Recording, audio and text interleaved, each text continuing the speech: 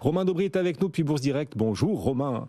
On aura besoin de votre énergie Romain pour nous faire part de l'état des forces en présence dans le marché. Enfin, on a un CAC 40 encore en baisse, on a un CAC 40 qui une nouvelle fois sous-performe avec le risque politique ici en France, la menace de censure contre le gouvernement.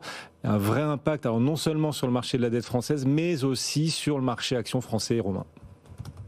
Oui, ce qu'on constate globalement, surtout en ce moment, c'est le manque d'harmonie entre les différents indices. Si on regarde du côté des Américains, le Dow Jones vient de former un nouveau plus haut historique en séance, le S&P n'en est pas loin, et puis on a un Nasdaq qui patine depuis une dizaine de jours et qui baisse d'environ 1%, qui baisse même plus que l'indice CAC 40 à l'instant. Puis si on regarde en Europe, on a un DAX qui est dans une grande séquence de consolidation, dans un canal de consolidation qui est borné entre 18 914 en bas, 19 370 en haut. C'est plutôt une figure harmonieuse et de pause. En revanche, l'indice parisien reste résolument baissier et il a en plus rompu des niveaux techniques majeurs.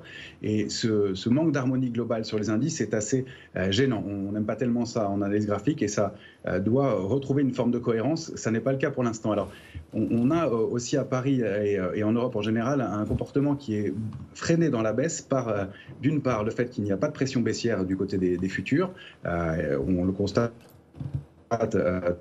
Et on a des rebonds qui font assez puissants. On a rebondi de presque 1% sur l'indice CAC 40 depuis ses points bas en séance. Et puis on a un autre élément important, c'est qu'il y a un ratio de couverture important sur les niveaux actuels qui bloque l'accélération baissière. En revanche, on a des alertes qui sont à surveiller parce qu'on sait que sous 7000, 7050, ces niveaux de couverture sont moins importants et donc on pourrait assister à un sell-off sous ces niveaux-là. Donc il faut rester vigilant à mon sens parce que c'est pas parce qu'on rebondit systématiquement et que le marché est assez rythmé et assez calme qu'on ne peut pas assister à des accélérations baissières. Et c'est vraiment cet aspect technique qui est à prendre en compte dans un marché qui est assez vulnérable à mon sens encore. Oui, effectivement.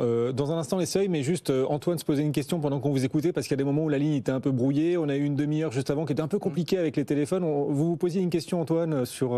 Est-ce qu'il y a un avion d'une puissance étrangère là, qui est en train de survoler pour brouiller nos ondes? Je sais pas. Mais il y a une malédiction là, sur tous nos duplex ou nos téléphones aujourd'hui, effectivement. Romain, en tout cas, tant qu'on vous a, on vous garde.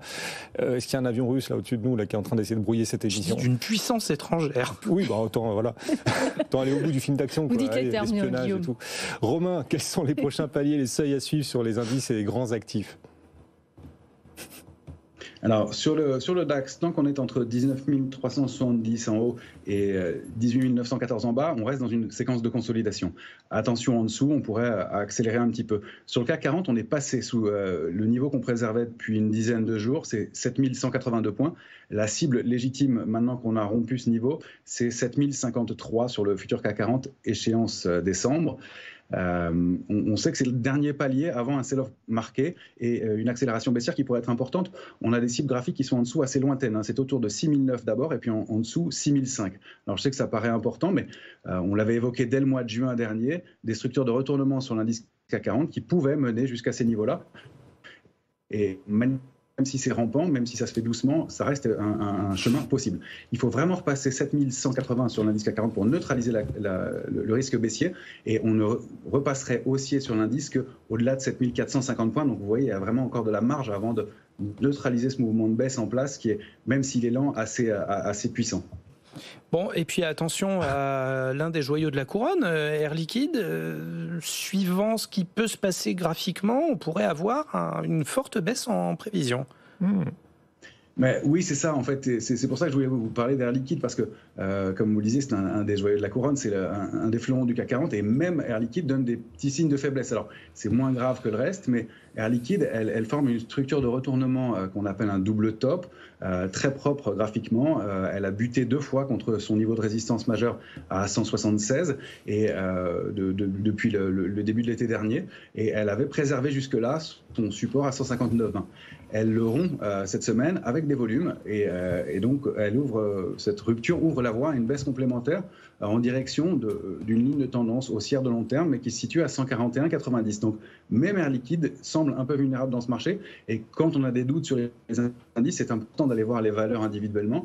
Et même les valeurs fortes, les valeurs stars de l'indice CAC 40 donnent des petits signaux de faiblesse. Donc tant qu'on est sous 159,20, on a pas mal de chances d'aller chercher une cible située aux alentours des 142 sur Air Liquide. Même Air Liquide, alors ça, bon, il y a une vraie fragilité sur ce marché parisien décidément. Merci beaucoup Romain. Romain Daubry en direct avec nous depuis Bourse Direct. C'est simple, il y a un endroit au monde où il ne faut pas être en bourse en ce moment, c'est vraiment c'est la Bourse de Paris.